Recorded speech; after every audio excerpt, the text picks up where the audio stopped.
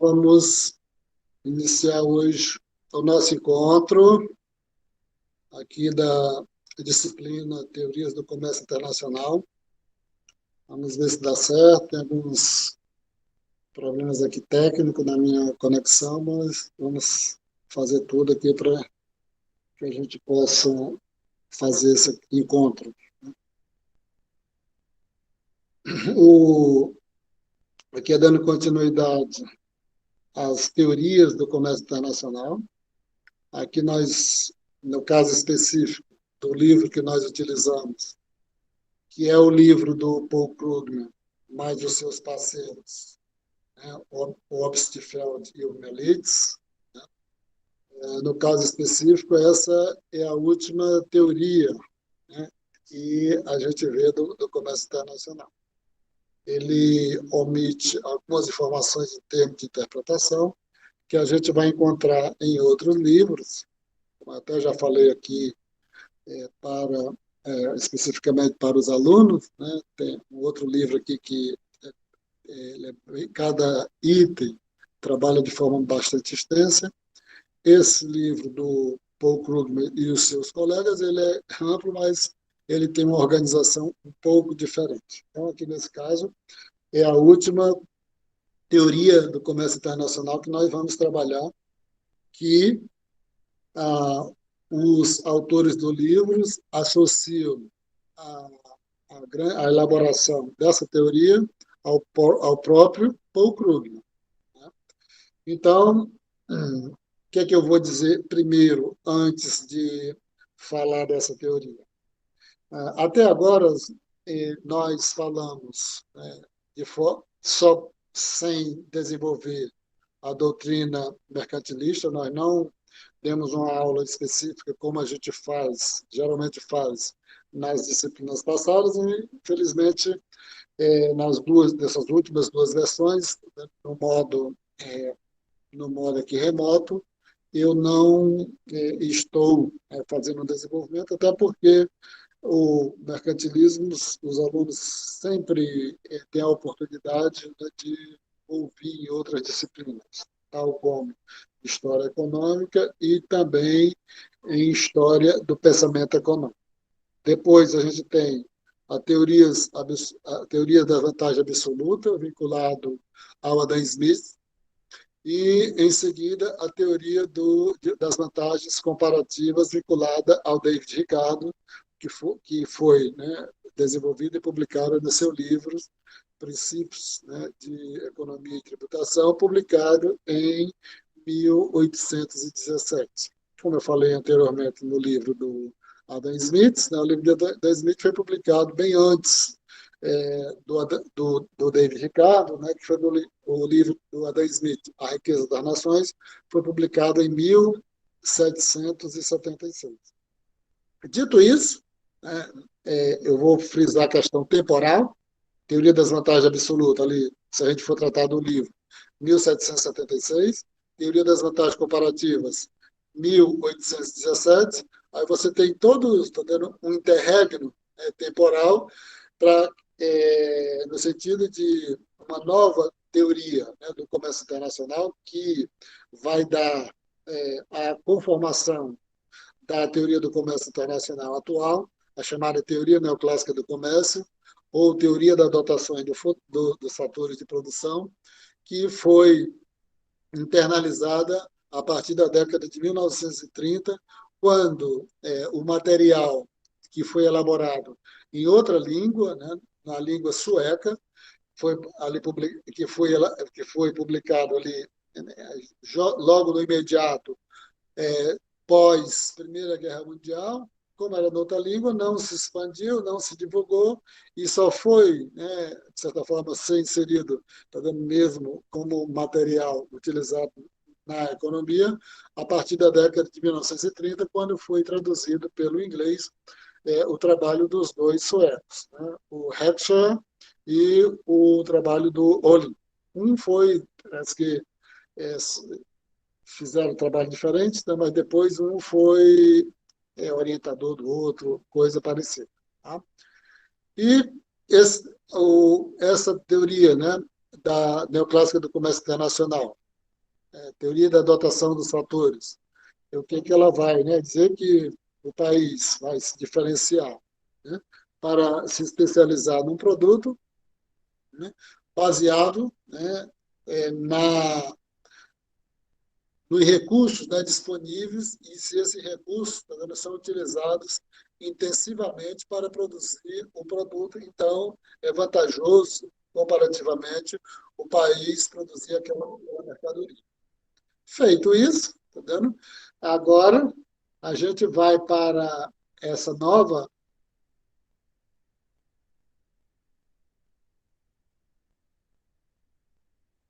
Hernízias, sempre que você puder, você entra com o seu e-mail institucional para não ficar precisando interromper aqui, por gentileza.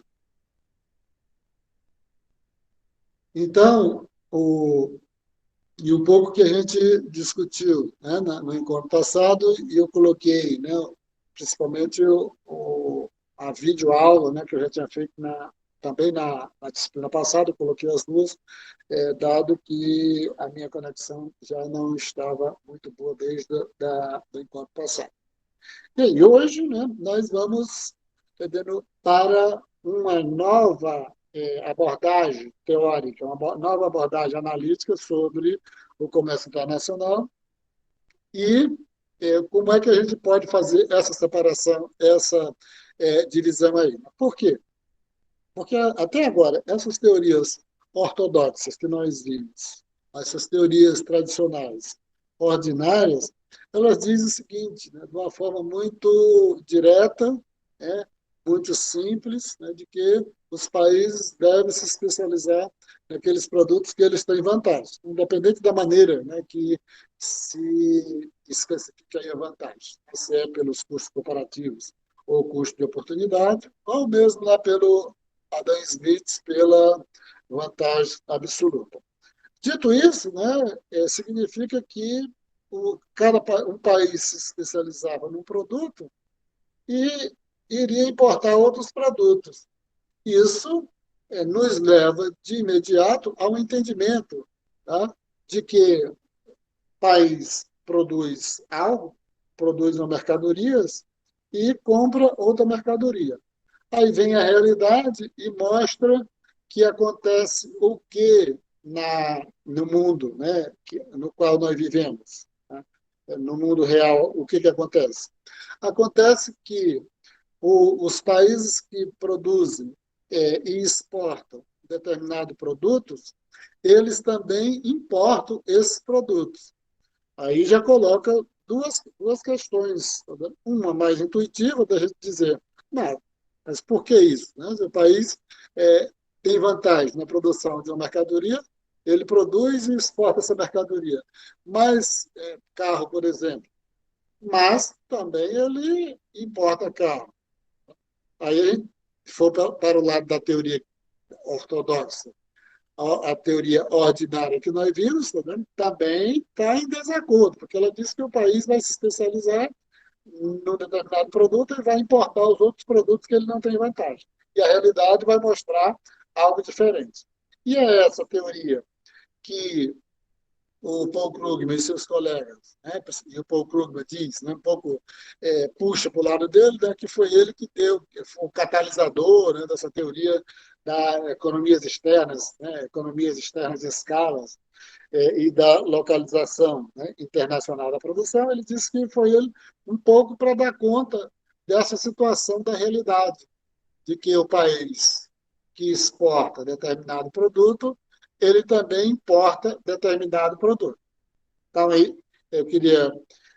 Talvez isso é a maneira mais adequada da gente fazer essa clivagem, porque a gente não vai ficar aqui falando a respeito qual a diferença, né, da teoria convencional, da teoria predominante, da teoria hegemônica do comércio internacional, para essa teoria com um pé mais na realidade, mais aderente ao mundo real, tá? Qual a diferença de uma para outra? A gente não vai ficar falando isso.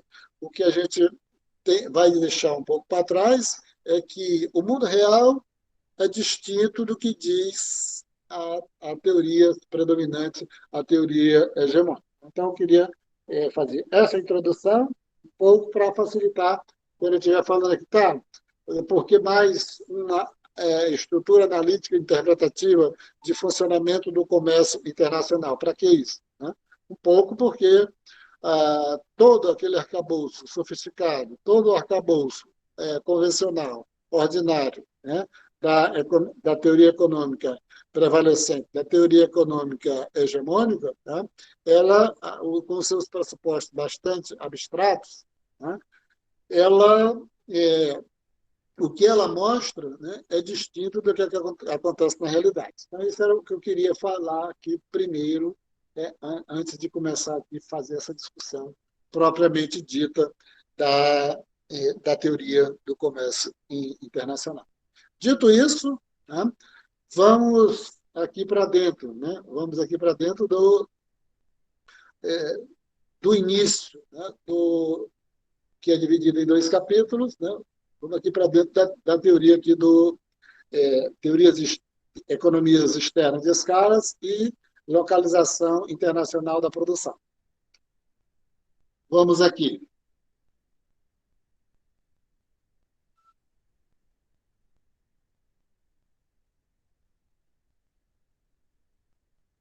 O objetivo desse primeiro capítulo aqui, que é o capítulo 7, né, é identificar por que o comércio internacional ocorre frequentemente a partir do aumento de retornos para a escala, retornos de escala, que é diferente dos pressupostos das teorias que nós vimos até então, que tinha como base o pressuposto dos retornos constantes de escala. Entender as diferenças entre economias de escalas internas e externas, discutir as origens das economias externas e discutir os papéis das economias externas e o transbordamento de conhecimento na moldagem da vantagem comparativa e dos padrões internacionais de comércio. É isso que a gente vai ver aqui. A gente espera que seja uma gravação meio curta aqui. Tá? Só dizendo aqui, entendendo que vai ser desdobrado em dois capítulos, vão ser dois encontros, e aí eu vou, na medida que eu for entrando aqui, penetrando no capítulo, eu vou dizer o que cada capítulo vai tratar. Então, economia de escalas e comércio internacional. Ele, a primeira coisa, né, que ele vai mostrar aqui, tá, a respeito do... Só colocar aqui. É um pouco dar uma ideia, né, da aproximação do conceito de economia de escala, né, pelo o comércio internacional. E aí eu vou, na medida em que nós vamos comentando aqui, eu vou explicando essa introdução para a gente chegar na discussão sobre economia de escala, aqui, economias externas. Muitas indústrias são caracterizadas por economia de escalas, de modo que a produção é mais eficiente quanto maior for a escala na qual se situa. E aqui eu quero só fazer a diferença, né, entre as teorias que nós vimos até então, né, porque como eles trabalham com a questão do retorno constante de escala, significa que não trabalhamos com economias de escalas. Né? Trabalha no sentido de se aumentar os fatores de produção, independente se for um fator, dois fatores, tudo, mas se você aumentar o fator de produção, a produção vai aumentar proporcionalmente, né, aos incrementos, né, dos novos fatores de produção. A economia de escala vai trazer vai dar outra explicação, porque na medida que aumenta a produção, tem economia de escala, você vai sair da condição de retornos constantes para retornos crescentes de produção. E o que significa essa diferença? Né? Significa essa diferença que, na medida que você vai aumentando a planta da empresa,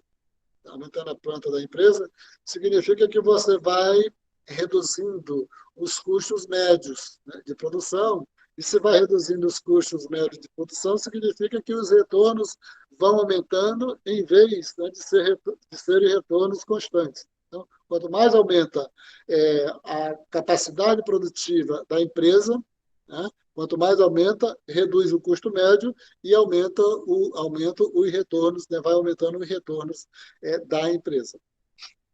Isso, né, só, que nem eu estava dizendo, né, contrasta com o pressuposto da teoria anterior, que mantinha a ideia, né, dos retornos constantes de escalas, que se você vai aumentando a planta, né, da empresa, você vai aumentando a produção proporcionalmente e não de forma crescente. Isso tem várias implicações, né?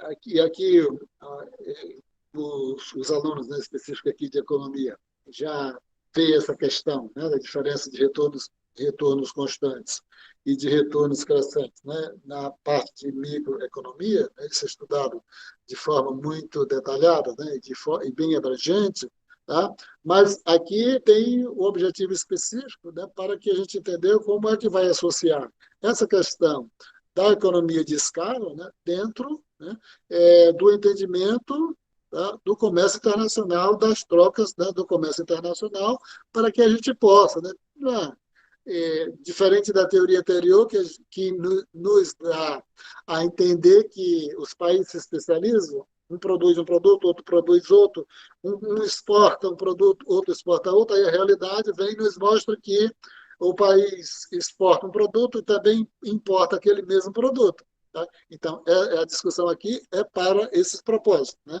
Além daquilo do entendimento dos conceitos propriamente dito, que os alunos, né, já têm vindo de disciplinas anteriores. Então, onde existe economia de escalas, né, dobrar as entradas para uma indústria vai mais do que dobrar a sua produção, devido, né, à ideia, né, dos retornos constantes, né?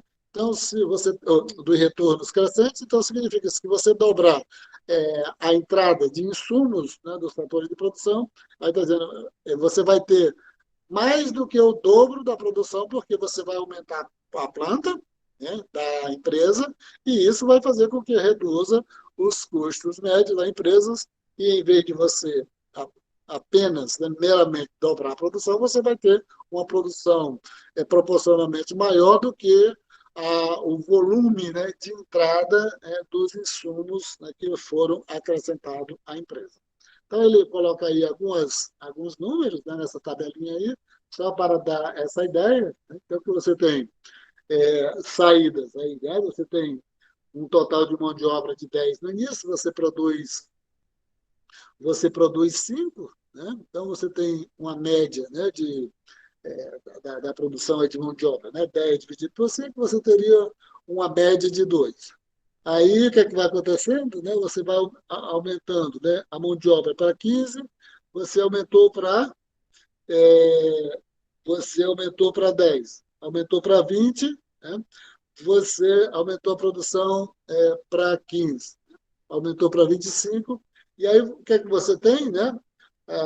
Aqui ele está só mostrando, está vendo que é evidente que a relação de entrada e de saída, está vendo? É claro que chega, você tratando só de um fator de produção, chega uma hora que você vai ter retornos, né, decrescentes. Mas aqui ele está dando, fazendo essa ilustração com a tabela, né, para mostrar, tá vendo, o que acontece assim, na forma, né, na forma convencional, né, que a gente tem, tá vendo, nos manuais, né, que você tem relação de entrada, né, para a produção e para uma indústria, né, hipotética. Né? Mas se você imaginar aqui, ou imaginar que você teria, né, uma ideia de retornos constantes, que nem no convencional, quanto mais você iria aumentando a produção ou aumentando a entrada, você iria, tá vendo, não aumentando a produção, tá vendo, no mesmo volume, porque você estaria, tá vendo, preso dentro daquela situação dos retornos decrescentes de escala. Aqui a gente vai passar o quê? Tá vendo? Para a situação na qual, tá vendo? Pelo menos num determinado momento, as entradas, né, ela proporciona saídas, né, mais do que proporcional às entradas dos insumos, né, que são utilizados. Como, né, o comércio mutuamente benéfico pode surgir com os resultados de economia de escala. Aí, só para repetir aqui, o que é economia de escala? Né? Quando você aumenta a planta da empresa, quanto mais você aumenta a planta da empresa, reduz os custos médios de produção, reduzindo o custo médio de produção, você vai tendo a possibilidade de ter uma produção proporcionalmente maior do que o volume de recursos. Isso significa que você tem retornos crescentes, né, pelo menos por um determinado momento de entrada, né, do recurso. Então, e qual a implicação dessa economia de escala para o comércio internacional? Cada país, né, se especializa em produzir uma variedade limitada de produtos, o que lhe permite produzir essas mercadorias de forma mais eficiente do que se ele tentasse produzir tudo para si próprio. Aqui ele está fazendo um parênteses de dizer o seguinte: a gente já viu que uma das justificativas para estabelecer o comércio é que, entendeu, o país tendo uma vantagem comparativa, uma vantagem absoluta, tendo uma vantagem lá para produzir aquela mercadoria, ele vai escolher, ele vai se especializar, porque ele é mais produtivo naquela mercadoria, ou mesmo pela questão se ele tem mais recursos que é utilizado intensivamente para produzir aquela mercadoria. E isso é uma coisa. E além dele se especializar, o que, é que ele vai acontecer? Ele vai ter a possibilidade de produzir num volume maior. Indo produzir num volume maior, o que, é que acontece? Você vai se beneficiar das economias de escala. Se beneficiar da economia de escala, é que você vai ter a possibilidade de produzir mais, ter custos médios menores e ter retornos maiores. Então, isso é uma grande, né, um pouco, né, questão explicativa, natureza explicativa, de você usar essa questão das economias de escalas dentro do comércio internacional, porque vai muito mais além, tá, do que o mero uso, né, da teoria neoclássica do comércio internacional, da teoria das dotações de fatores. Então, essas economias especializadas negociam entre si para serem capazes de consumir toda a gama de mercadorias, né?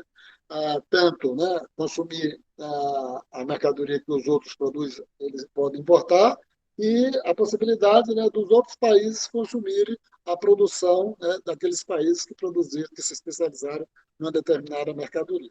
Mas o fato importante que está aqui é a ideia de que a especialização, no caso, traria o benefício da economia de escala, à medida que o país iria produzir mais, em o país produzindo mais, aumentando a planta da produção, ele vai ter a possibilidade de se beneficiar da economia de escala, né, pela redução do custo médio consequentemente, né, da obtenção de retornos crescentes. A economia de escala e a estrutura de mercado. Né? Aqui o que vai ser colocado? Aqui vai estar a explicação, né, da divisão dos dois capítulos. Né? É o seguinte, né? Dentro da teoria econômica, da economia de escala, você tem duas discussões em termos das economias externas de escala e das economias internas de escala. No capítulo de hoje, nós vamos trabalhar com as economias externas de escala. E aí a pessoa vai dizer o seguinte, né?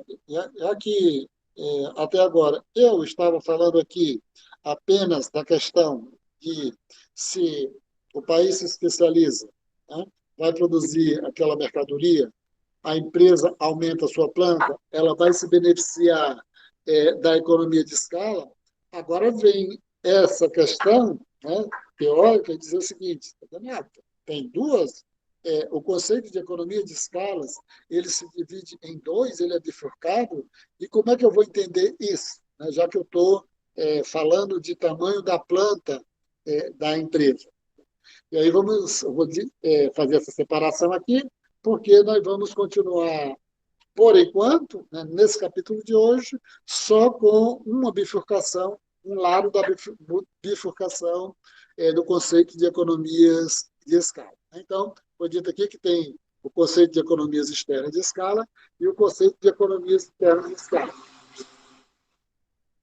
A economia interna de escala é mais fácil de entender, e é o que nós vamos ver no próximo capítulo, a economias internas de escala, aquela que é obtida a partir da ideia mesmo redundante de dentro da empresa.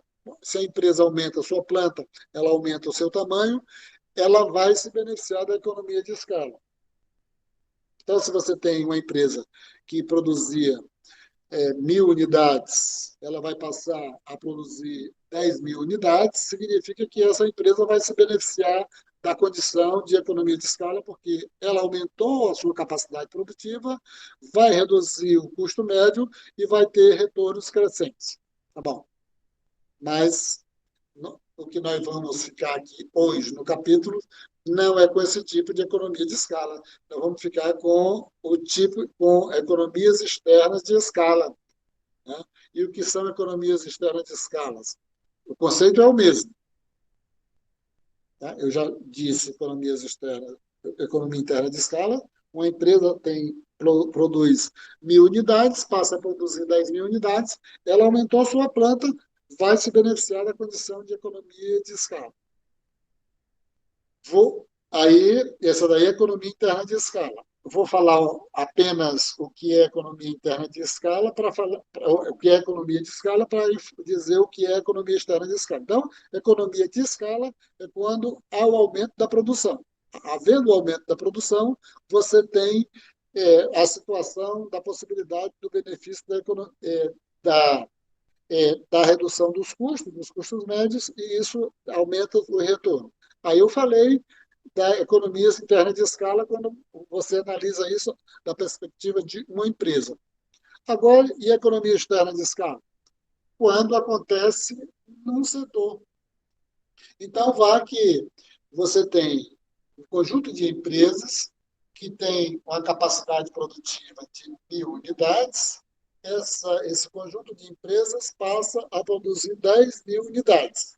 Então, aí, esse conjunto de empresas, esse conjunto de empresas vai se beneficiar da condição de economia de escala, não economia de escala interna, mas economia de escala externa, porque aquele conjunto de empresas, produzindo conjuntamente, aumentou sua produção, tá? E esse aumento de produção faz com que tenha a possibilidade de baixar os custos conjuntos, os custos globais daquela produção conjunta. Então, isso aí é a chamada economias externas de escala. Isso aí é o que nos interessa. Se tem alguém, né, eu não estou vendo aqui na tela, tem alguém assistindo, se tem alguma questão pergunta para fazer, só para eu queria dar continuidade, né? Se alguém entendeu, ou se alguém tem alguma pergunta específica, ou está lembrado quando vocês estudaram lá atrás na microeconomia. Só para segurar aqui, se vocês não estão dormindo.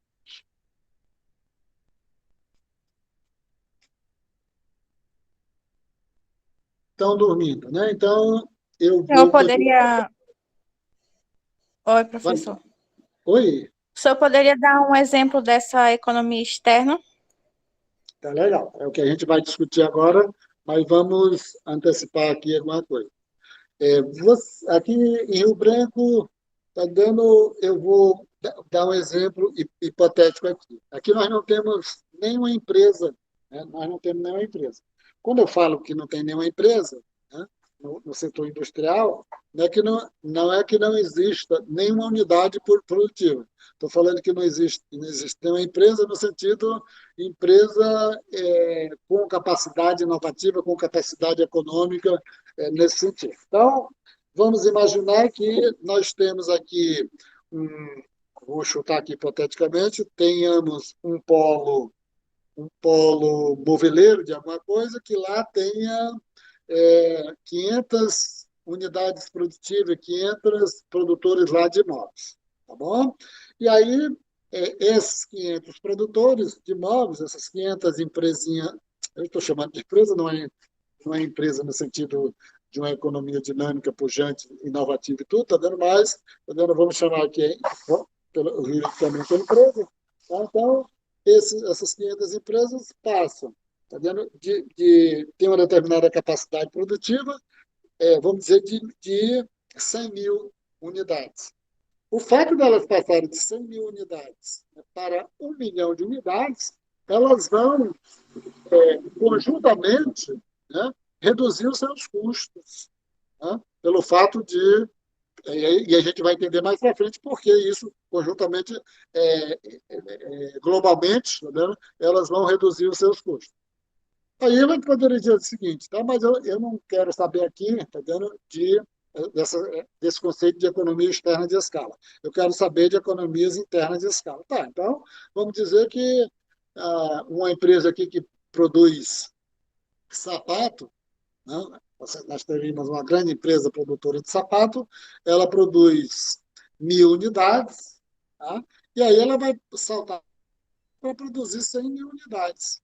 E isso vai dar um brutal ganho, né, de economia de escala para ela. Tá? Então, isso aí é chamado de economia de escala interna. Uma empresa ou duas empresas, mas cada qual individualmente, passou, tá dando uma produção de 1.000 unidades para 100 mil unidades.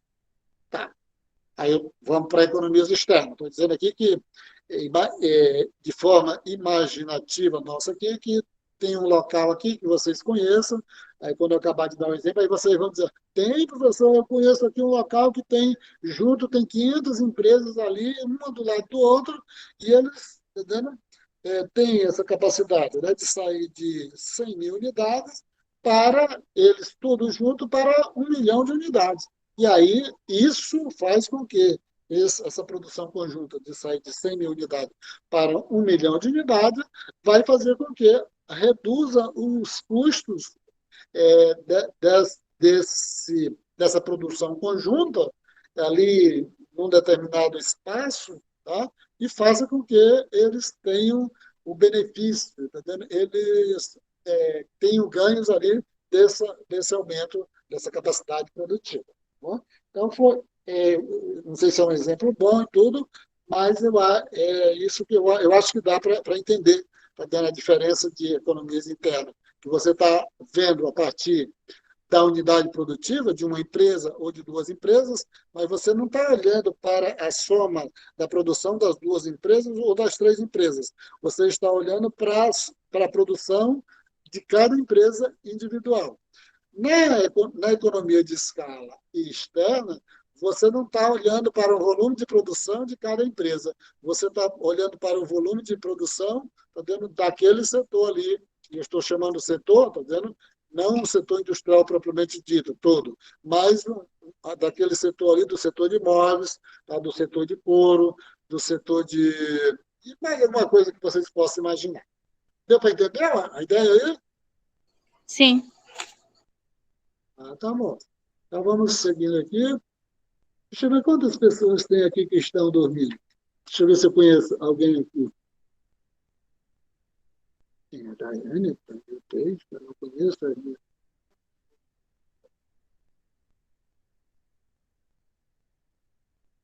João, Maria, Natael, eu não conheço. Vinícius, Professor, teu microfone ficou estranho agora. não oferece nem um suco. Vinícius, miserável que sou. E tem o William Salles Melo, eu acho que eu sei que a cara, se eu ver pela cara, eu não lembro não. Tá? O rapaz falou, disse o quê aqui? Professor, teu microfone tá estranho agora. Tá estranho? Tá. O que é que eu posso fazer agora? Melhorou? Melhorou. Mas a internet aqui que aí sempre vocês falam, tá bom? Que é minha internet aqui que está com muito problema. Então agora vamos sumir com economias internas de escala, vamos só para economias externas de escala. Ficou entendido a diferença? O conceito de economia de escala, você já vem com isso lá de trás, está tendo de 50 anos, né, quando quando vocês estudaram lá em microeconomia, economia de escala. Aqui, o que me interessa, tá vendo? Se vocês entenderam a diferença de economias internas de escala e economias externas de escala. Nós vamos agora abandonar economias internas de escala e vamos só para economias externas de escala. Ficou isso no coco de vocês?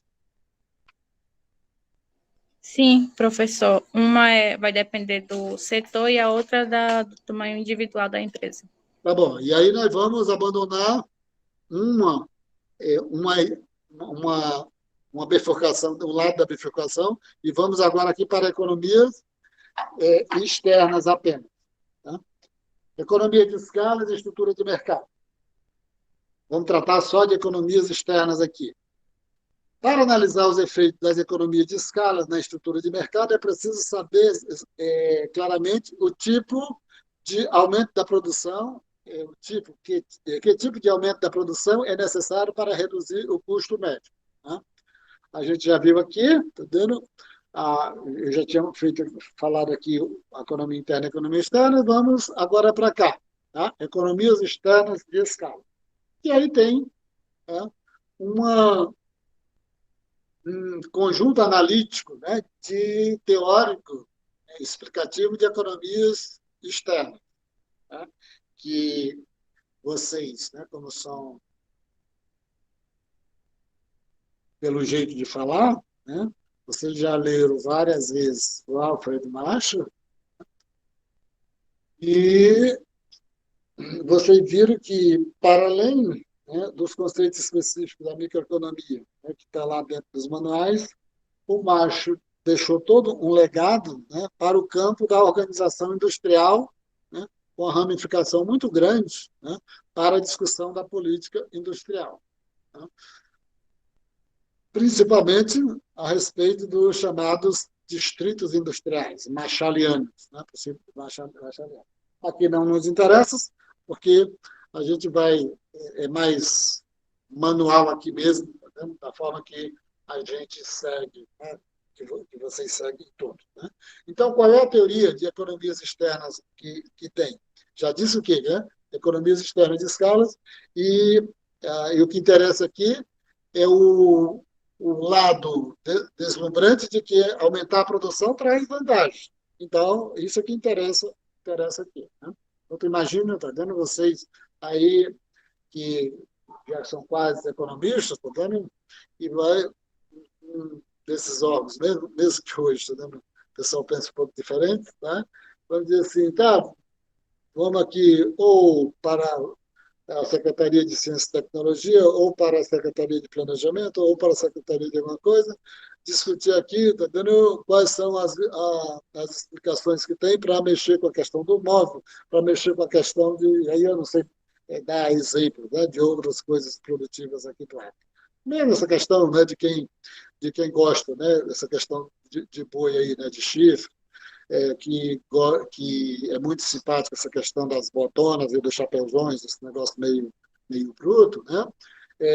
Mesmo isso, quando tem uma parte teórica, né, que ajuda muito, né, a pessoa ter a possibilidade, né, de conversar com as pessoas a respeito das possibilidades, né, se isso pode trazer um benefício, né, conjunto, né, para a economia, ou se esses setores só beneficiam unicamente, né, esse pessoal da botona cheia de lama e do chapéuzão, né, meio brutão, que existe aí com pouco emprego, etc. Essa discussão aqui, ela é muito apropriada, é muito sintética, evidentemente é muito sintética, porque quando vocês forem estudar essa questão, né, economia regional, desenvolvimento regional, aí vocês pegam isso e têm a possibilidade de ampliar, né, a partir dessa discussão. Então, você tem uma teoria, né, a teoria das economias externas, que vai dizer o seguinte, está dizendo que você tem três aspectos fundamentais, né, que faz com que, tá vendo, aqueles produtores, aquele conjunto de produtores, possa se beneficiar da economias externas de escala. Tá, e aqui é colocado, tá vendo, que vem lá do Marshall, tá? Não sei se vocês já pegaram na mão, dando um livro do Mágico. Se eu soubesse, eu tinha pego lá na minha biblioteca e mostrado aqui para vocês, pelo menos, o título, né, do livro, mas ele tem, além desse livro que é traduzido, né, da coleção dos economistas, tá vendo? Ele tem mais dois livros, e um é sobre economia industrial, né, que é muito utilizado pelas pessoas, pelo menos se não leem, mas as pessoas que estudam, propriamente dito, organização industrial. Né? Talvez, né, vocês não terão a oportunidade de estudar de forma mais ampla, né? Tem em alguns cursos, né? Principalmente nos cursos de pós-graduação, tem a disciplina Organização Industrial, que aí estuda isso aqui de uma forma bastante detalhada. Quais são as três vantagens, né, que você tem, né, sobre a questão aqui da economia de escala? Primeiro, é respeito dos fornecedores especializados. Aí a moça perguntou, né, anteriormente, dê um exemplo aí. Né? E aí eu falei, entendeu? Imagine aqui, tá entendendo? Não vou falar do pessoal aí, tá entendendo? Que talvez, desculpe, né? Posso ser que eu não esteja atendendo a simpatia de vocês, com esse negócio quem gosta mais do pessoal da bota de cheia de lama do chapéuzão, tá? Mas eu vou falar aqui do exemplo que eu estava falando, dos dos móveis, né? Você tem lá aqueles 500 produtores, né, tem uma capacidade produtiva, aí você produz ali 10 mil unidades, né? Lá por um determinado período de tempo, por mês ou por ano, né? E aquilo faz com que esses 500 produtores produzindo isso, né, eles tenham a necessidade, né, de comprar certa quantidade de máquina por ano, certa quantidade de insumos, tá? Eles contratam ali, tá, um conjunto de técnicos, né, para fazer a manutenção das máquinas, etc. Tá? Se eles mudarem drasticamente a produção de 10 mil unidades para 1 milhão, para produzir 1 milhão de unidades, o que acontece? Esses fornecedores, tá, eles vão ficar muito mais específicos, né, para essa produção, tá, para esses 500 produtores pulverizados, 500 produtores pequenos, vão produzir agora 1 milhão de unidades. Aí o que eles vão acontecer? Tá? Eles vão agora comprar, ter a condições, né, de quando for comprar uma máquina lá em São Paulo, que tem produtores especializados para essa área, né, de imóveis, ou lá no Paraná, que também tem produtores especializados para essa área, aí eles já vão, esses 500 produtores que vão aumentar drasticamente a sua produção, eles já vão ter a capacidade de exigir melhor. Né? Agora, naquele tempo, nós estávamos comprando 50 máquinas, agora nós queremos 500 máquinas. Né? Aí é uma situação totalmente diferente. Isso muda a natureza dos custos. Né? Vão comprar numa escala maior, uma quantidade maior, eles vão negociar um preço melhor, etc. Outra coisa, né? A matéria-prima. Né? Então, vai que eles têm os fornecedores de madeira lá para a produção de móveis, né? Sai da produção de 10 mil unidades ou de 10 mil unidades ou 100 mil unidades para 1 milhão de unidades, agora eles vão ter a capacidade de, em conjunto, aquele setor de imóveis, né? Não estou falando o setor de indústria, mas o setor de imóveis, eles negociarem em melhores condições. Então, a questão do fornecedor especializado já vem da questão do benefício que vem, né, que é proveniente, né, da economia de escalas externas, das economias de escalas externas. São produtores pulverizados, grande quantidade de produtores, cada produtor produz muito pouco, mas só que aquele conjunto de produtores, né, tem uma escala de produção que dão a possibilidade deles se organizarem frente aos fornecedores, seja os fornecedores de máquinas, seja os fornecedores de insumos produtivos ali mais imediatos, né? E seja também, né, os técnicos, né, assistência técnica para a manutenção das máquinas. Né? Então, essa é o primeiro ponto, que está dentro, né, da estrutura analítica explicativa da teoria, né, das economias externas. Segundo, né, ainda dentro ali, vem da questão do agrupamento do mercado de mão de obra. Agrupamento do mercado de mão de obra. O que significa essa parte do agrupamento do mercado de mão de obra? É que, né, se você tivesse aqui, né, vamos pegar um exemplo aqui. Quem é que está aqui, né? O Vinícius estava aqui, né? Então, a gente sabe que o Vinícius sozinho aqui, ele não, ninguém tem a possibilidade de tomar um suco que ele possa oferecer. Como é que a gente pode? A questão do você, tá vendo? Dá uma ideia do agrupamento, né, de mão de obra. Mas, né, se tá vendo, ele tivesse aí, tá, agora não tem só esses alunos aqui dentro de sala, tá? Eu tenho a possibilidade aqui de trazer suco, né, para 1.000 alunos. Aí ele iria, né, trazer suco para todo mundo. Né?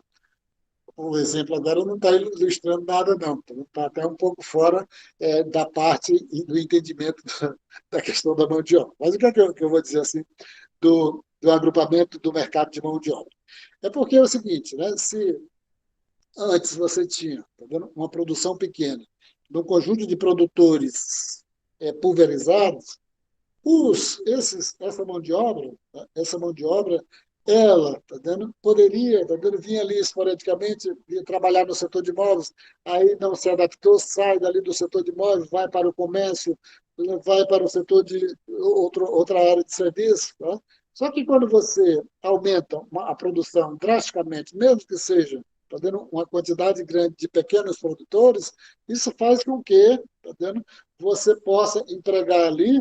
Tá? Imagine, né? Você sair de uma produção de 10.000 unidades para 1 milhão de unidades. Então, vamos imaginar ali que você saiu de um emprego de 100 trabalhadores para poder empregar 2.000 trabalhadores. Então, você agrupou ali uma quantidade imensa de trabalhadores de mão de obra e que aí, se eu tivesse dando aula de outra coisa, de inovação, da disciplina de inovação, tudo, tá?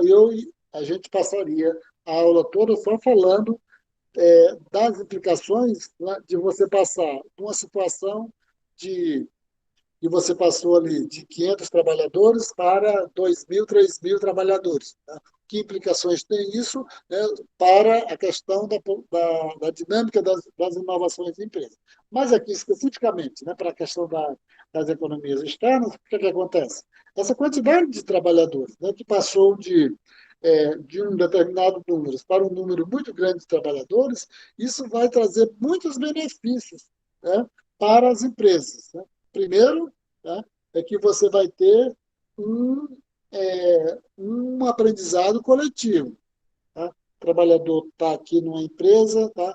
Ele é demitido, vai ter a possibilidade, já que a produção é muito grande, está muito dinâmico aquele setor ali de imóveis, ele sai dali da empresa, é demitido, vai para outra empresa, leva aquele aprendizado, e você, e você não precisa, tá? E você não precisa fazer com que nem se alguém quisesse instalar uma empresa hoje de uma certa complexidade no setor produtivo aqui em Rio Branco, você precisaria mandar ali 20 ou 30 trabalhadores, né, para São Paulo ou para Minas Gerais, etc., para fazer um treinamento por 2, 3 meses, para voltar aqui para poder essa empresa continuar, começar a funcionar. Quando você tem uma produção, né, muito grande já num determinado setor, isso faz com que esses trabalhadores eles passem a irem tendo um aprendizado tá vendo, prático, um aprendizado tácito, né, que chama conhecimento tácito ali de uma empresa para outra, né, que faz com que as empresas tenham menores custos, né, de treinamento com os trabalhadores, porque a própria dinâmica do setor, com o aglomerado de trabalhadores ali, tá vendo, possibilite que essas empresas, tá vendo, se beneficiem disso aí. Tá? Então, esse é o segundo ponto que traz benefícios. Tá? Só para fazer um tipo de um parênteses aí, tá vendo? Há alguns anos,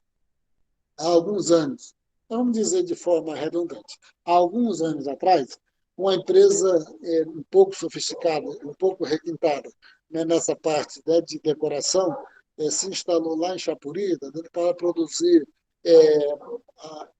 material de decoração, né, com certos produtos da floresta, né, madeireiro, e ela se instalou lá, ela precisou levar esses trabalhadores, 10 trabalhadores, para fazer um treinamento lá em Minas Gerais. Fez um treinamento, então, por quê? Tá? Porque você não tinha já, né, lá onde a empresa foi se instalar, tá vendo, um certo capacidade produtiva, onde tivesse uma aglomeração de trabalhadores de mão de obra que já tivesse, né, se capacitando, já tivesse, tá vendo, trabalhando e de forma intercambiária de uma empresa para outra, já estivesse bem treinado. Então, isso aí, o fato do aumento produtivo, mesmo com empresas pequenas, aumentando a produção, né, no setor específico lá de imóveis, que eu estou dando exemplo, isso faz com que possibilite o aumento, né, do aglomerado de mão de obra, todo mundo ali, isso reduza muito os custos de treinamento de mão de obra das empresas. E o terceiro, tá, é referente ao transbordamento de conhecimento. Em relação aos dois anteriores, vocês entenderam? Vocês já tinham lido o Macho? Macho não, né? Vocês já tinham lido o Macho? Macho? Alfredo Macho? Me responda, para eu poder respirar aqui. Sim, professor, eu já. Já? Quem foi que respondeu aqui? Vocês leram em qual disciplina? Eu, O livro? Henrique. É em Hã? outra disciplina. Qual o livro dele que você leu? Ah, professor, agora eu não lembro. Poxa, se fosse eu, né, com problema já de memórias, né, já com muito menos tempo de vida pela frente do que você, aí até se justificava. Mas você, pelo menos teoricamente, vai viver ainda muito mais do que eu, mas já está bem mais afetado do que eu da memória. Mas Sim, professor, está vamos muito para frente. poluído na mente. Vamos Muita para coisa. frente aqui. Tá? Que em relação aos dois primeiros pontos, né, a questão do benefício dos fornecedores e da questão, por exemplo, do agrupamento do mercado de mão de obra, vocês entenderam o que isso aí explica, tá vendo? Dentro da teoria da,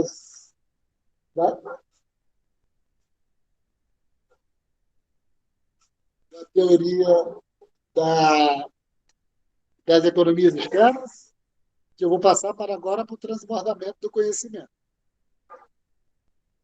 Alguém tem alguma pergunta específica a respeito dos dois anteriores? Em não, em não tendo, eu vou para o terceiro, que é referente ao transbordamento do conhecimento. Né? A maneira como as indústrias geograficamente concentradas ajudam a promover o transbordamento do conhecimento.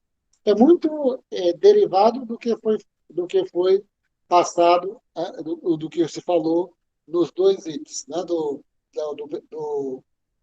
Dos fornecedores, da especialização, né? Dos fornecedores e também, né, do agrupamento do mercado de mão de obra. Porque aí, se referindo especificamente à questão do conhecimento, a questão da inovação tecnológica, né, a economia da inovação e tudo. O que acontece aí? Né?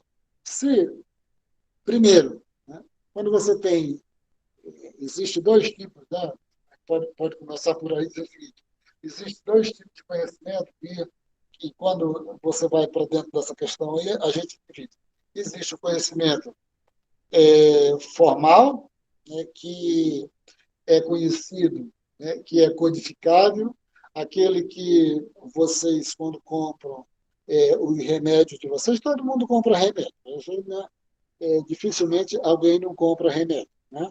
Ou um remédio mais convencional, ou um remédio, né, antibiótico, porque está com a inflamação na ponta do cabelo, ou algum remédio, né, mesmo controlado, etc. E todo remédio que nós compramos, ele tem uma bula.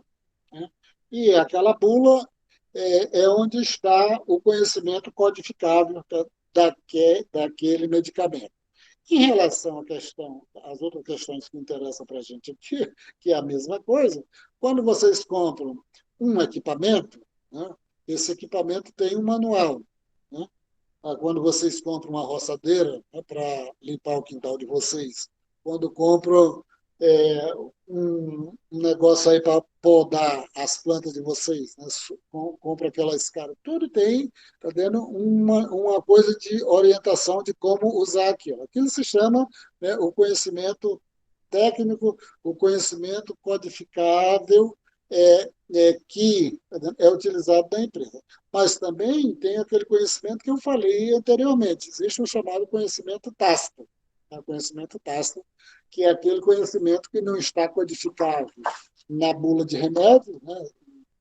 Em qualquer dos remédios, né, que vocês utilizam, né? Seja, né, remédio controlado, seja o remédio para inflamação na ponta do cabelo, ou seja, o remédio para tratar se a orelha está se mexendo ou não, tá vendo? Isso aí está na bula. Né? Mas só que, tá vendo? Existe, tá vendo? Dentro da empresa, né? A empresa tem o trabalhador, quando chega lá, tá vendo? Ele pega, tá vendo? Os procedimentos, ó, você vai trabalhar aqui, você vai fazer essa atividade, ele pega lá as instruções. Só que quando você tem uma produção, um volume de produção muito grande de várias empresas, existe um conjunto de trabalhadores que está há muito tempo dentro de algumas empresas que ele possui uma coisa chamada de conhecimento tácito, tá? Que é aquilo que não está codificável, aquilo que não está dentro do manual e que só ele sabe fazer. Né? Então, como é que eu poderia dar um exemplo disso? Tá? Alguém, entendendo, aqui deve ter, tá vendo, uma moto, tá, com uma certo que quando era nova, você ia lá no manual, verificava, né, tudo. Aí depois o tempo vai passando e para você fazer ela funcionar, tá, você tem um macete lá que só você sabe, né? Se chegar o colega de você e dizer, me empresta a sua moto, que eu quero ir ali na esquina e voltar. Aí você vai passar por apuro, entendeu?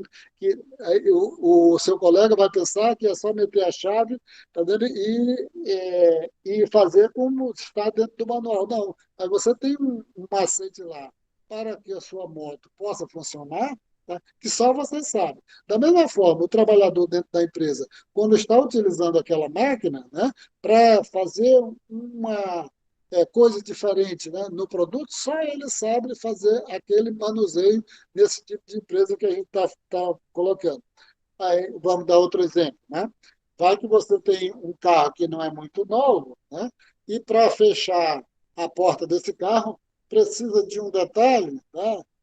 Que só você sabe fazer para explicar para outra pessoa como é que a porta do carro fica fechada. Diferente de quando o carro, né, vem novo, você bate lá com determinada força, né? Então que aquilo ali fica perfeitamente fechado. O tempo vai passando, cai uma peça, vai caindo outra, aí só você sabe usar a porta velha, o freio velho do carro, então isso se chama conhecimento tácito.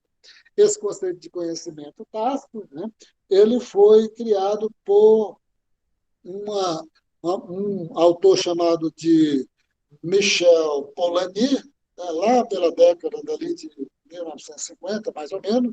Esse Michel Polanyi, ele era primo, tá vendo, do Carl Polanyi, que autor daquele livro, dos mais extraordinários livros, né? que existe, né, para nós entendermos o mundo, né, no campo econômico, hoje, que é o livro A Grande Transformação, só que o Michel Polanyi e o Carl Polanyi têm convicções, né, de mundo totalmente diferentes, né, totalmente diferentes. Então, ele é o autor da elaboração do conceito de conhecimento tácito. Tá?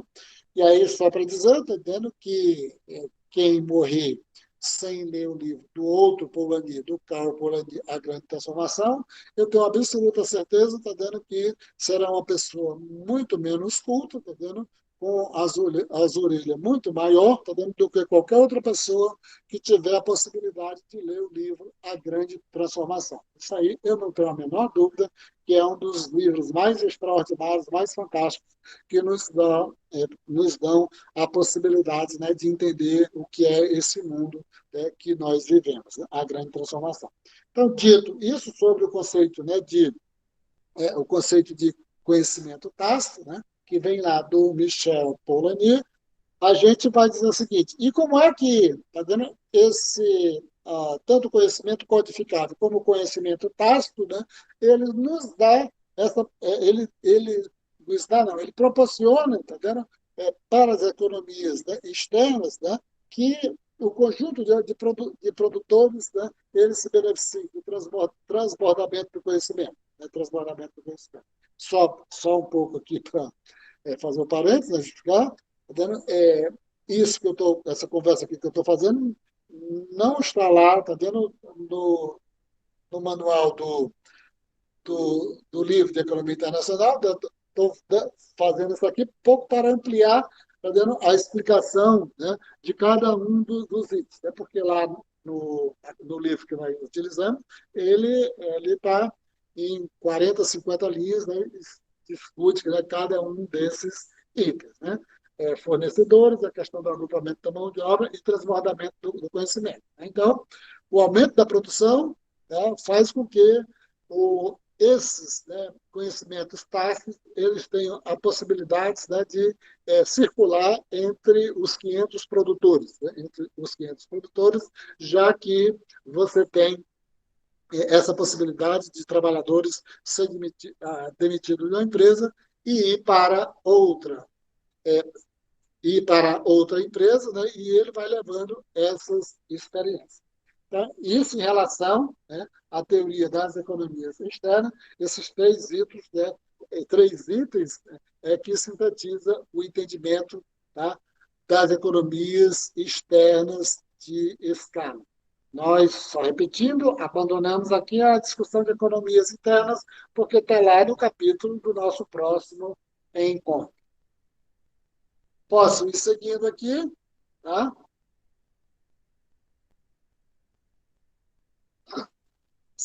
Aí ele só coloca aqui, né?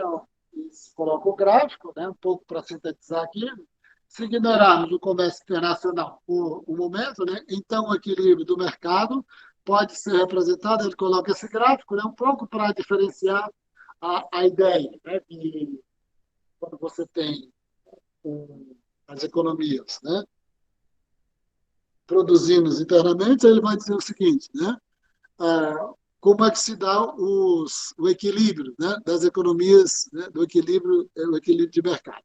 Aí você vai mostrar aqui, você tem duas linhas, aí vocês estão vendo duas linhas, uma vermelha, AC, o que está dizendo esse AC aí? Está dizendo custo médio, porque está em inglês, né, da forma, né, que está tudo traduzido, né, no manual. Mas as letras das curvas elas não foram traduzidas, está em inglês. Né? AC, custo médio, em inglês, né, average cost. Né? E o D é o D de demanda, e aí está porque traduzido não, porque nas duas línguas é no tempo. Aí você tem o quê? Tá? Você tem a curva de demanda, tá? E você tem a curva de custo médio para mostrar o quê? Né? Que você tem a quantidade, né, de produção, né, no eixo horizontal, e quanto mais você vai aumentando a produção, mais você vai reduzindo o custo médio, que é da própria natureza, do conceito de economia de escala. Então, você dá para perceber aí, né, a, a, o formato, né, da curva de custo médio vermelho. Onde é que está o equilíbrio? Eu vou ver aqui se eu consigo ler a legenda, né, que aí, se eu não ler, mas eu suponho que dê para vocês aí, tá? Acho que é mais fácil vocês aí. Vou aqui, né? Quando existem as economias externas de escala, o custo médio, né, que é o AC aí da curva AC, para produzir uma mercadoria, cai enormemente a quantidade produzida, quando a quantidade produzida aumenta. Dada a competição entre tantos produtores, a curva de custo com inclinação descendente, o AC, Average Cost, pode ser interpretada como uma curva de oferta em queda futura.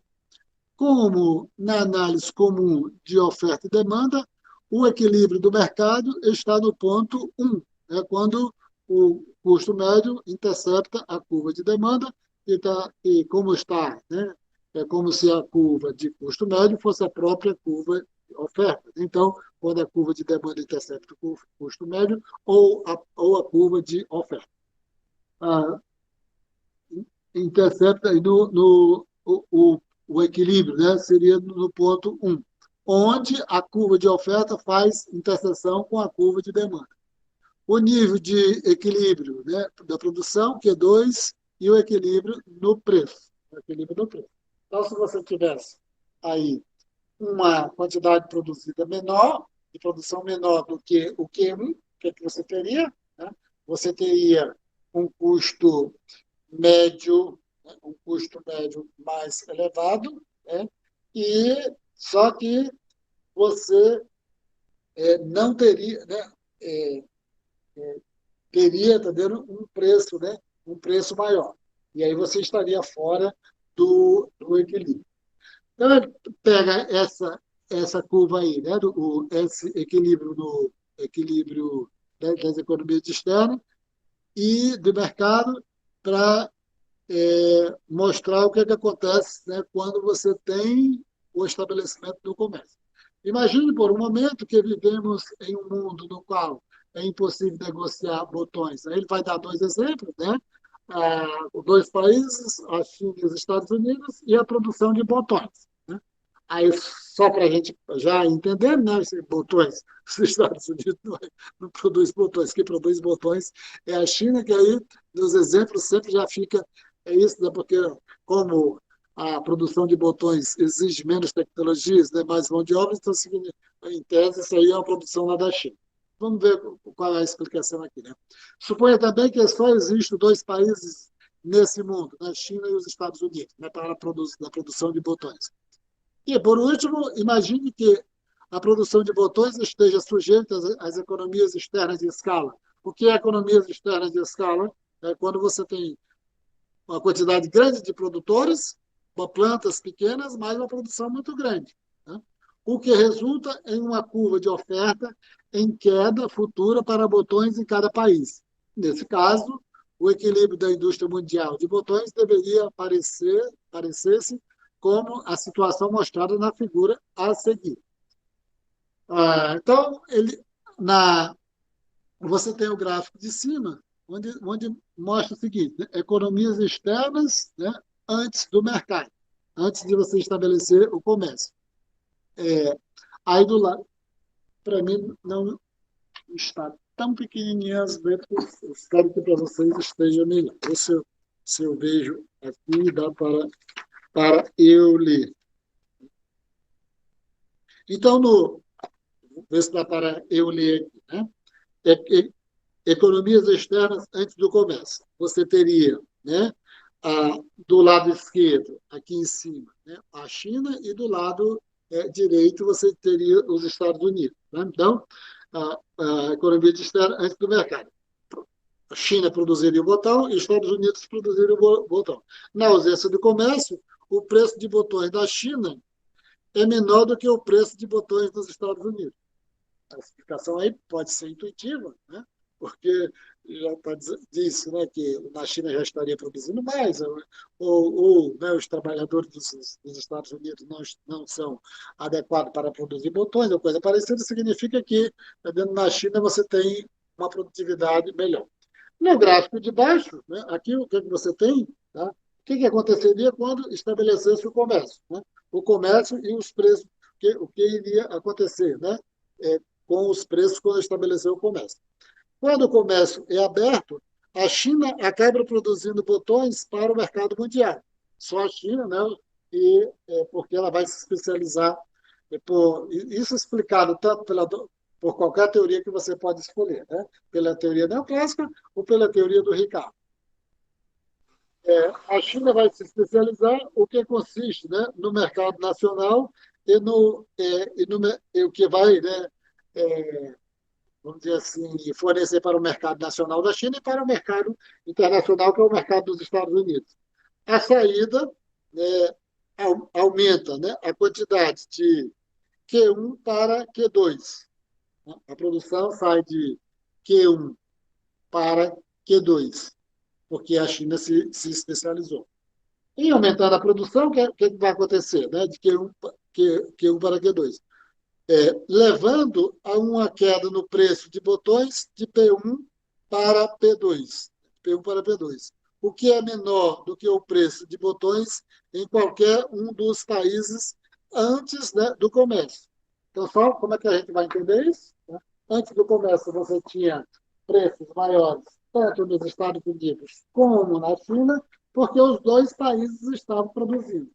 Quando a China vai se especializar, primeiro que os Estados Unidos vai deixar de produzir, a China vai se especializar, ela vai se beneficiar da economia de escala externa.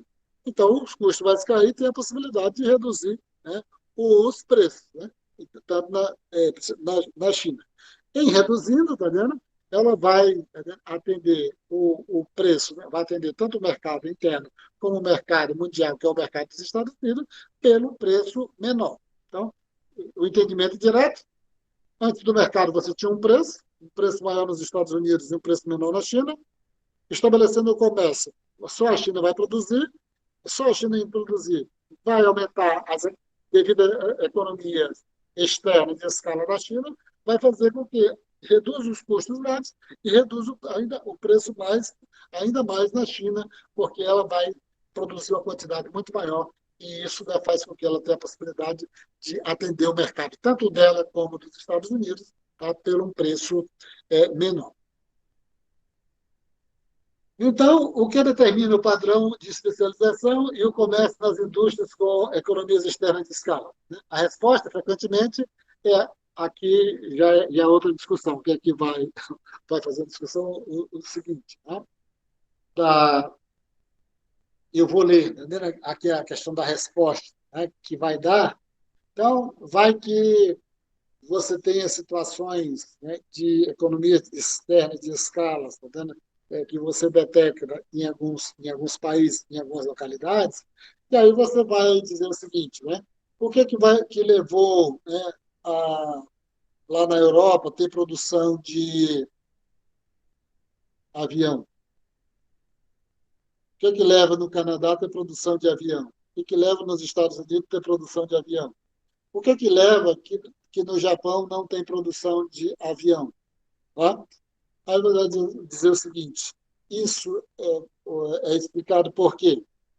Aí vai dizer, a resposta, frequentemente, é a contingência histórica. Presta bem atenção para a contingência histórica.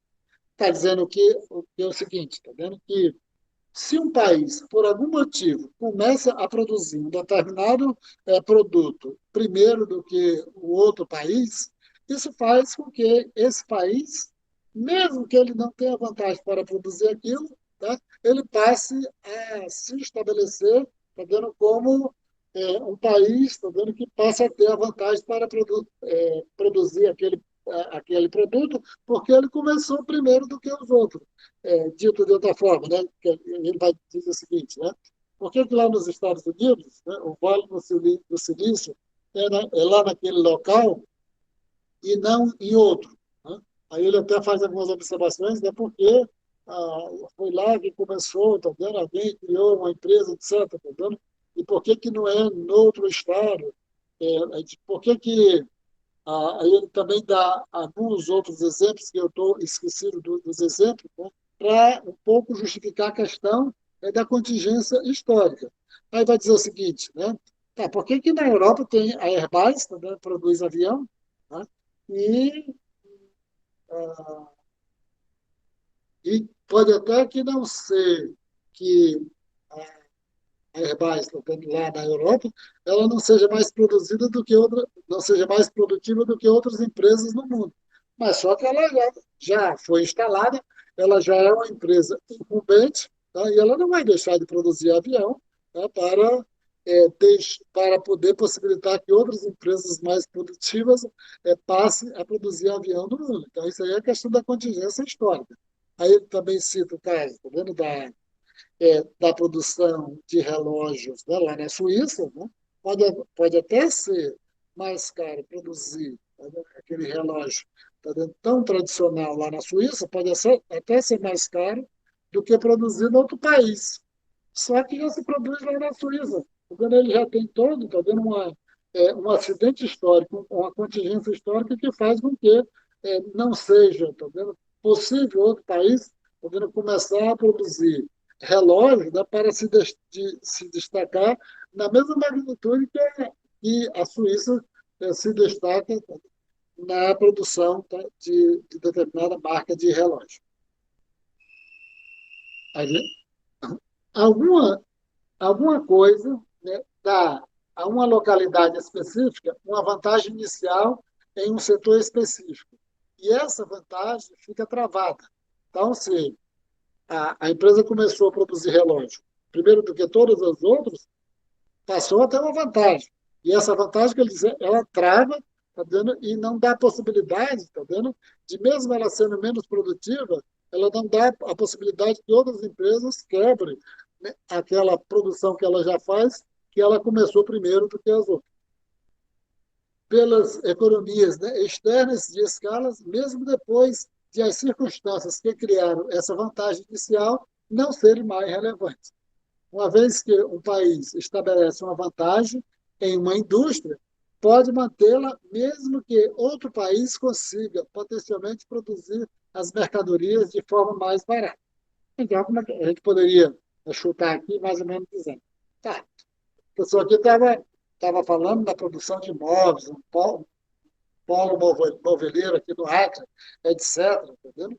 E poderia ser essa produção se estabelecer como uma vantagem, né, de produção em comparação com a produção lá de uma determinada localidade, né, que tem, e aí não me pergunte, tá vendo? Só sei que tem, e vocês que se virem para saber onde é lá no Paraná. Aí assim, pô, não é possível que derrube, né, essa produção de imóveis lá no Paraná, e já que aqui no Acre tem o pau, né, para produzir o móvel, né, tem etc, tá vendo?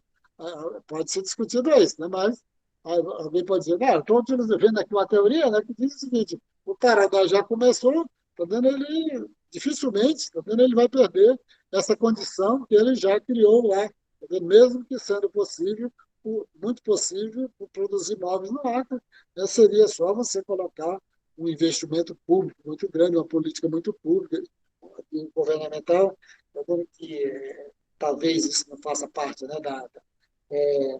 do Kengo de vocês, né, porque todo mundo hoje em dia, né, aluno de economia, é, lá da escola austríaca, tá vendo? E nunca vai imaginar esse negócio de uma política industrial, tá vendo? Mas algum outro, né, que tivesse outra perspectiva, né?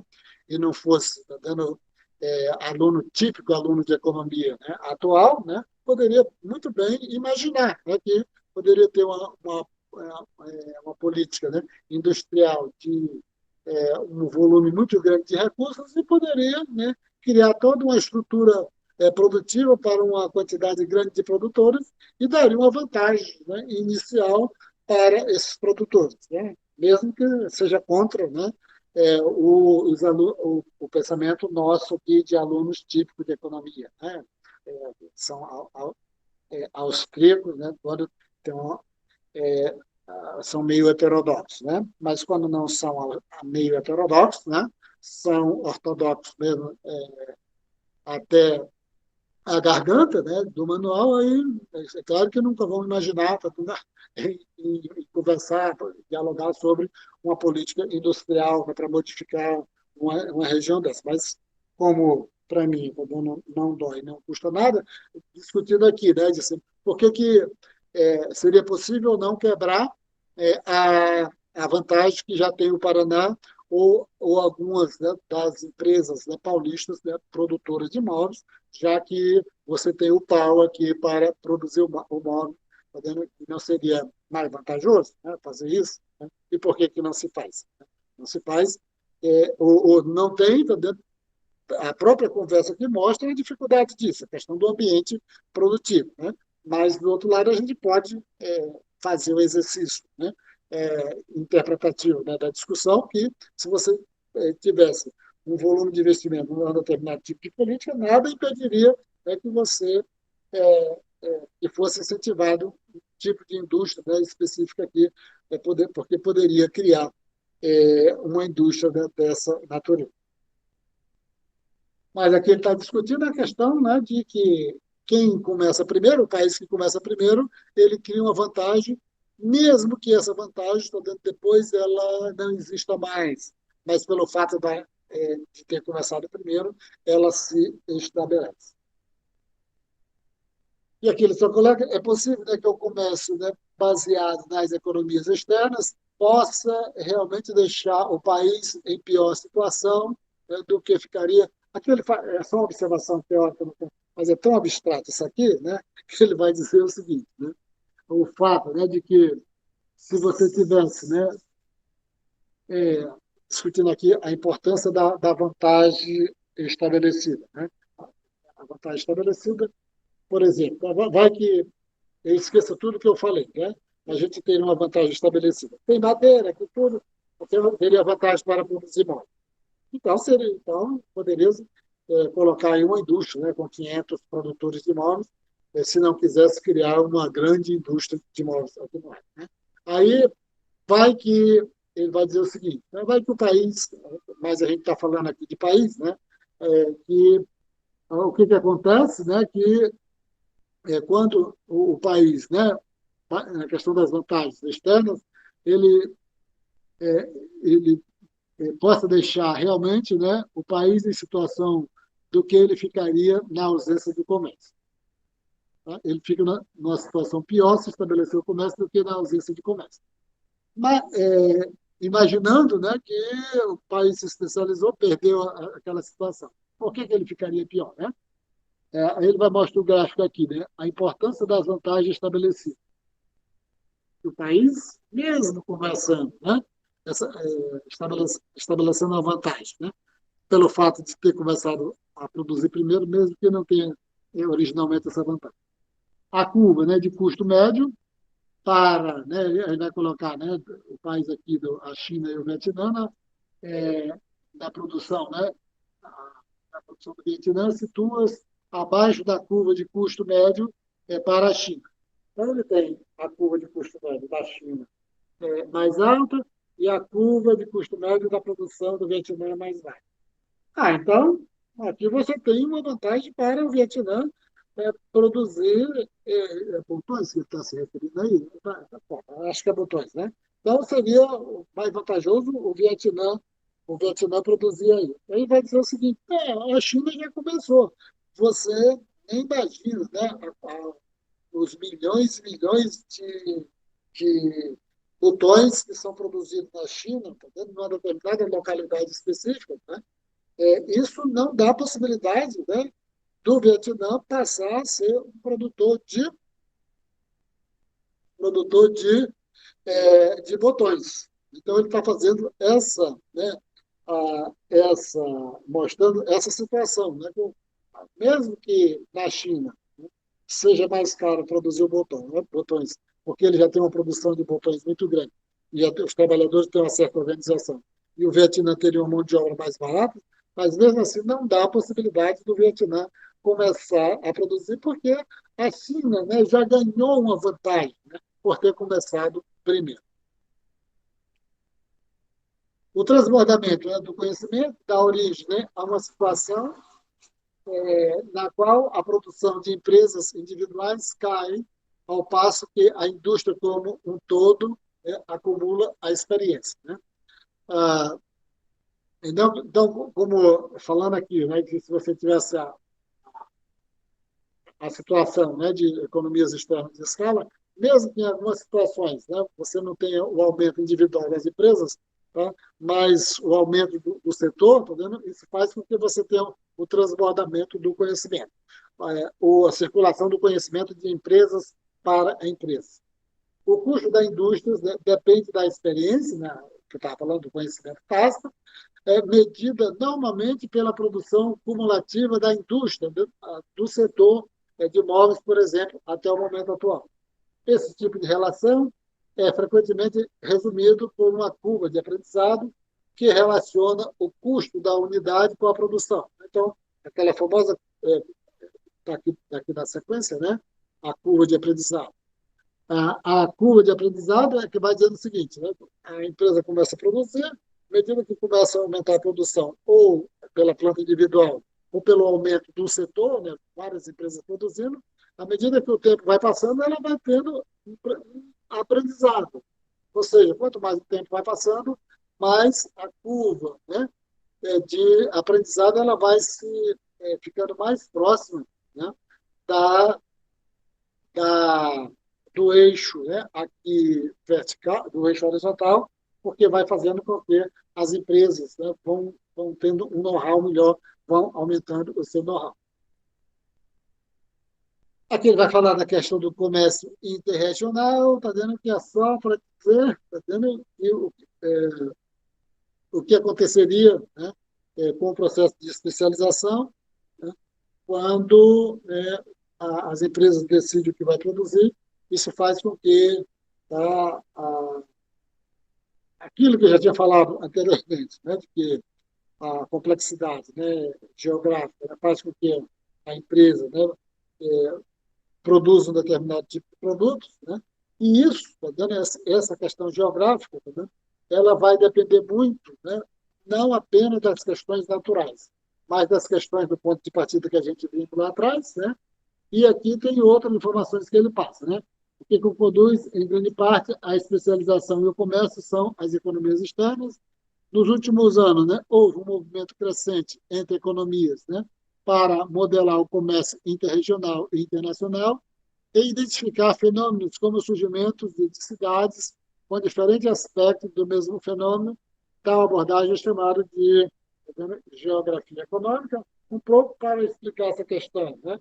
Vale do Silício, questão da Meso-Itália, né? Da grande especialização que eles têm na produção de móveis, né? Na média Itália lá, né? E que é um exemplo, né, de estudo, né? Assim como a média Itália, a média Itália lá se destaca nisso aí, o Vale do Silício se destaca, né, no outro tipo de produção, e aí você vai encontrar, né, vários tipos de arranjos produtivos, vários tipos de produção que são localizados em várias partes do mundo que se destacam muito, né? Como Chicago se destacava alguns anos atrás na produção de automóveis, né? Mas hoje em dia você tem aquele negócio lá fantasma, muito triste, né? Aquelas cidades cheias de prédios, né, abandonados que talvez as pessoas que morem lá deva ter muito pesadelos, né? Porque já imagina, né? Você morar num local onde você vai passando, você vê aquelas dezenas de prédios, né? Tudo abandonados, né? Quando que representava, né, o auge, né, da produção de automóveis, né, lá em Chicago, né? E era considerado também um modelo, né, a ser estudado. Então, a questão da geografia econômica, né? Eu não sei se aqui no Acre a gente não tem, né, um exemplo, né, de uma produção que seja localizada em um determinado local e seja objeto de estudo. Mas a gente tem o quê aqui no Brasil? Você tem a questão do, da produção, né, de tecidos, né, um pouco ali no Nordeste. Você tem a questão dos arranjos, né, de confecções de moda íntima ali em Niterói, Teresópolis, né, ali entre uma cidade e outra, ali no Rio de Janeiro. E aí, quem tem esses vários exemplos, eu poderia dizer, em cada cidade ali, né, na região sudeste, ali em torno do sudeste, você tem um destaque, né? Você tem a questão dos calçados, né? Em Franca, em São Paulo, eu já falei da produção de móveis, né? Ali no Paraná, você tem individualmente, né? Você tem aquela produção pega, né? Da Vega, produz caminhões, né? A empresa hoje, né? Tecnologicamente mais avançada, né? Do Brasil, né? Isso, a gente não tinha somente a Embraer. A gente tem lá no Rio Grande do Sul, né, que tinha a produção de calçado que se destacava muito, hoje parte significativa já foi para a Índia. Então, a questão da geografia econômica estuda, né, esses exemplos, né, de destaques produtivos que você tem em várias partes do mundo, como móveis, né, na média Itália, Vale do Silício, na parte de tecnologia. Então, seria isso. Na próxima encontro, nós vamos para o conceito de economias de escalas internas, né? Tentar explicar por que que, entender por que que no comércio mundial os países exportam muito e importam muito aqueles mesmos produtos, e não como a teoria convencional nos faz entender de que exportaria um produto e importaria um produto totalmente diferente. Seria isso que a gente teria aqui um pouco para fazer. Os alunos que ainda estão aí podem ir, né, falando alguma coisa, enquanto eu vou desligando isso aqui. Né? Enquanto eu vou desligando aqui.